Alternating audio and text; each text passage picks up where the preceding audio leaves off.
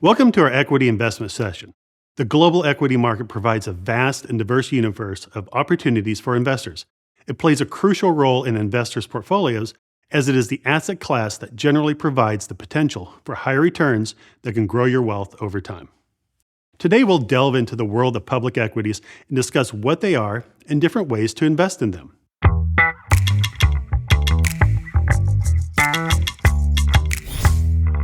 At its core, an equity investment means buying ownership or a share in a company.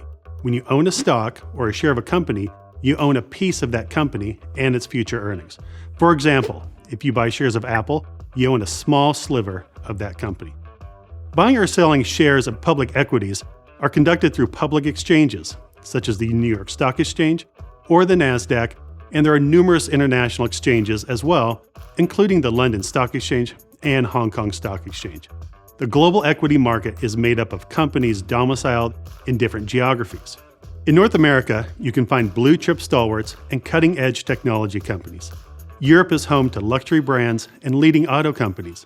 Asia Pacific and the rest of the world are ripe for accessing investments benefiting from structural secular consumer and demographic trends. Let's dive a little deeper. It's not where you invest, but also in what to invest. Companies are categorized into sectors based on their primary business operations. There are 11 different sectors, and this includes the technology sector, driving our digital future, healthcare, continuously innovating for more effective treatments, and financials, powering the backbone of our economy, energy companies, pioneering sustainable solutions for our planet, and consumer goods, catering to our everyday needs and wants. By looking across geographies and sectors, we can further diversify our portfolios from company, sector, or country-specific downturns. Remember, equities is the most volatile asset class, particularly in the short term, but it also produces the highest returns over the long term. It's important to keep in mind that long-term fundamentals and stay patient if your investment thesis has not changed. Individual stocks are great for investors who have done their research on a particular company and would like more control over how their money is invested. While it comes with higher risk, owning individual companies enables you to be selective and to potentially outperform the market. In addition, aside from any trading fees, there are no costs to owning individual companies. However, it's essential to understand that investing in individual stocks also comes with risks. The lack of diversification means that the performance of your portfolio is tied more closely to the performance of the individual company. This can lead to increased volatility and the potential for greater losses. Therefore, investing in individual stocks requires thorough research, good understanding of the market, and ideally, a long-term perspective. Looking at individual companies can be overwhelming and takes an enormous amount of effort to develop a sound, well-thought-out thesis. Thankfully, there are other ways investors can get exposure to equity markets through alternative methods. The investment world offers various investment vehicles, each tailored to different needs and risk appetites. From the lowest to highest risk, these are the different ways in which investors can invest. One of the most common ways to invest are mutual funds and exchange-traded funds.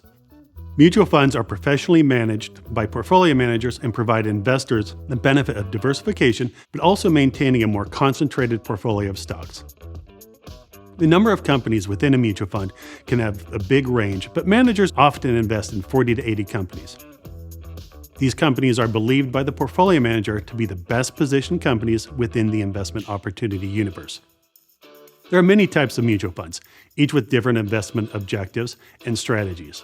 This includes only equities, only fixed income, or balanced funds, which are a mixture of both stocks and bonds. ETFs are a type of fund that is designed to track the performance of a specific index, sector, commodity, currency, or asset class. It is traded on a major stock exchange, much like individual stocks. ETFs hold a collection of assets. For instance, an S&P 500 ETF will hold stocks of companies that are part of the S&P 500 index. There is one for each sector, countries, and industries. In addition to their unique structure, ETFs can be more tax efficient compared to actively managed funds. Essentially, ETFs offer a flexible, cost-efficient, and diversified way to invest in a range of assets, making them a popular choice among investors. Index funds are for those who believe in the broader market's growth and want to mirror its performance. For example, the S&P 500 index contains the largest 500 U.S. companies. There are hundreds of different indices that investors can use.